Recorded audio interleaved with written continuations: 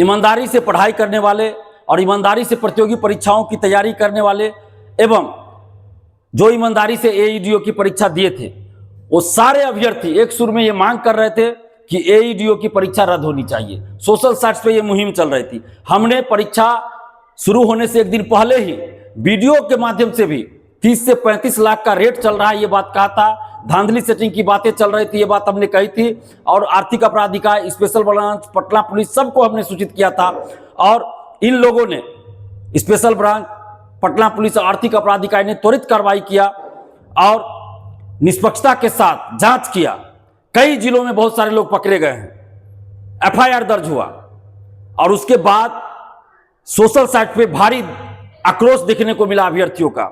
और हमने परीक्षा के बाद भी परीक्षा रद्द करने की मांग किया था, मीडिया के माध्यम से, सोशल साइट्स के माध्यम से और ऑफिशियली भी बहुत जगह जाकर हमने ये मांग किया था कि एईडीओ की परीक्षा रद्द होनी चाहिए, क्योंकि जिस परीक्षा में 30-35 लाख का रेट लग रहा हो, आंसर बाहर से अंदर जा रहा हो, जो बायोमेट्रिक कराने वाले थे वो लोग आंसर पहुंचा रहे थे, बहुत जगह इन्विजिलेटर आंसर पहुंचा रहे थे, तो ऐसी परीक्षा का कोई मतलब ही नहीं है। हमने वीडियो के माध्यम से भी कहा था, बहुत जगह जाकर भी हमने कहा था, जहां हमको जाना चाहिए वहां जाकर कहा था। मीडिया बंधुओं ने भी इस मुद्दे को प्रमुखता से उठाया। आर्थिक अपराध इकाई ने त्वरित कार्रवाई किया और जांच किया और उसमें भी ये बात सामने आई कि पेपर लीक और धांधली सेटिंग की बात सही है।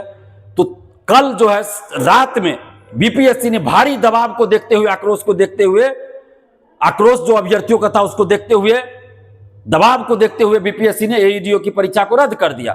तो ये छात्र हित में फैसला है, हम इसका स्वागत करते हैं और इसके लिए बीपीएससी को धन्यवाद देते हैं। लेकिन बीपीएससी इतने दिनों से क्या कर रही थी? क्यों समय पास किया जा रहा था? जब पहले ही हम लोगों ने बता दिया था कि इस तरह की बातें चल रही, परीक्षा शुरू होने से पहले हमने कह दिया था। और बीपीएससी के चेयरमैन और बीपीएससी के अधिकारी क्या पहले बोल रहे थे कि ज्यादा संख्या अगर होती है, एक शिफ्ट में परीक्षा लेंगे तो पेपर लीक, धांधली सेटिंग का चांस बनता है। अलग अलग शिफ्ट में लेंगे परीक्षा तो धांधली सेटिंग, पेपर लीक नहीं होगा। तो आपने अलग अलग शिफ्ट में परीक्षा लिया, अपने मन मुताबिक लिया परीक्षा, आपको जितना शिफ्ट में लेना था आपने ले लिया परीक्षा, तब कैसे धांधली सेटिंग और पेपर लीक की बात हो गई? ऐसा तो मैट्रिक की परीक्षा में भी नहीं होता है कभी, आज तक नहीं इस तरह से मैट्रिक की परीक्षा में हुआ। वर्षों पहले हुआ करता था, लेकिन पिछले कई वर्षों से आप देखिए तो इस तरह की बात तो मैट्रिक परीक्षा में भी नहीं होती है।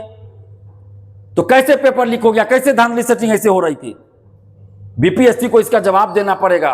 हम धन्यवाद देते हैं स्पेशल ब्रांच, जो खुफिया विभाग है बिहार पुलिस का, स्पेशल ब्रांच, आर्थिक अपराध इकाई, बिहार पुलिस को हम दिल से धन्यवाद देते हैं कि ये लोग ईमानदारी से और त्वरित कार्रवाई किए हैं। और सम्राट चौधरी जो माननीय मुख्यमंत्री हैं हम लोगों के, उनसे हम मांग करते हैं कि जब तक बड़े बड़े परीक्षा माफिया, शिक्षा माफिया, चाहे वो कोई बड़ा से बड़ा नेता क्यों ना हो, बड़ा से बड़ा कोचिंग शिक्षक क्यों ना हो, बड़ा से बड़ा अधिकारी या कोई माफिया क्यों ना हो, उन लोगों को नहीं आप गिरफ्तार कीजिएगा, जेल नहीं भेजिएगा, उनकी संपत्तियों को जब तक जब्त नहीं कीजिएगा, जब तक उनके संपत्ति पे, घर पे बुलडोजर नहीं चलाइएगा, तब तक पेपर लीक, धांधली सेटिंग नहीं रुकने वाली है। इसलिए सबसे ज्यादा जरूरी है कि बड़े बड़े शिक्षा माफिया जो है, परीक्षा माफिया, वैसे लोगों को अरेस्ट किया जाए, जेल भेजा जाए और उनकी संपत्ति को जब्त किया जाए, बुलडोजर चलाया जाए। और बीपीएससी ऑफिस के अंदर कौन है वो कर्मचारी, कौन है वो अधिकारी जो बार बार पेपर लीक में संलिप्त रहता है, लेकिन उसको आज तक कोई पकड़ नहीं पाया? कौन है, कौन ये रैकेट चला रहा है, गैंग कौन चला रहा है? बीपीएससी ऑफिस के अंदर है वैसे लोग। तो वैसे लोगों को भी पकड़ने की जरूरत है, बीपीएससी ऑफिस से बाहर करने की जरूरत है, जेल भेजने की जरूरत है।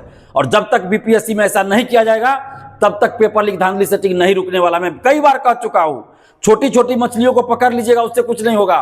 बड़े बड़े लोगों पर कार्रवाई करनी होगी। आर्थिक अपराध इकाई बड़ी ईमानदारी से, निष्पक्षता से काम त्वरित कार्रवाई करती है।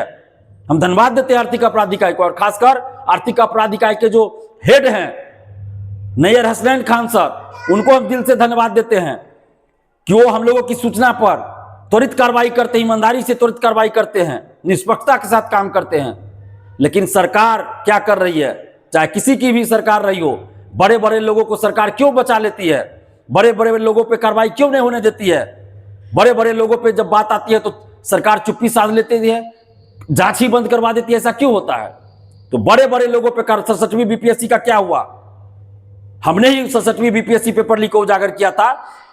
तत्कालीन मुख्यमंत्री नीतीश कुमार जी को हमने 11 मिनट पहले क्वेश्चन भेजा था, उसमें कई अधिकारियों का नाम आया था। क्यों बचा लिया गया उन लोगों को?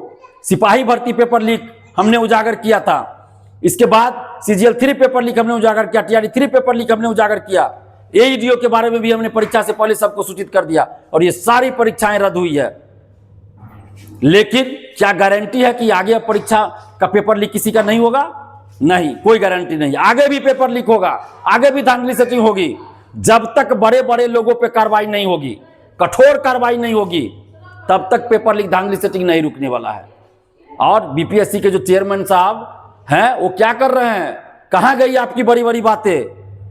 आप जो बोल रहे थे कि एक शिफ्ट में परीक्षा लेने से पेपर लीक का चांस बढ़ता है या पेपर लीक हो जाएगा, इसलिए अलग अलग शिफ्ट में लेंगे। 17वीं BPSC में क्या क्या नौटंकी हुआ था? अब तो अलग अलग शिफ्ट में आपने परीक्षा लिया, क्यों पेपर लीक और धांधली सेटिंग की बात आ गई? सबसे ज्यादा जरूरत है ईमानदारी की, दृढ़ निश्चय होने की। जब तक आप दृढ़ निश्चय होकर काम नहीं कीजिएगा, ईमानदारी से काम नहीं कीजिएगा, तब तक कुछ नहीं होने वाला है। तो जो भी BPSC ऑफिस के अंदर दागी लोग हैं, भ्रष्टाचारी है, पेपर लीक में संलिप्त लोग हैं, वैसे लोगों को BPSC से बाहर करके जेल भेजा जाए, तभी पेपर लीक और धांधली सेटिंग रुकेगी।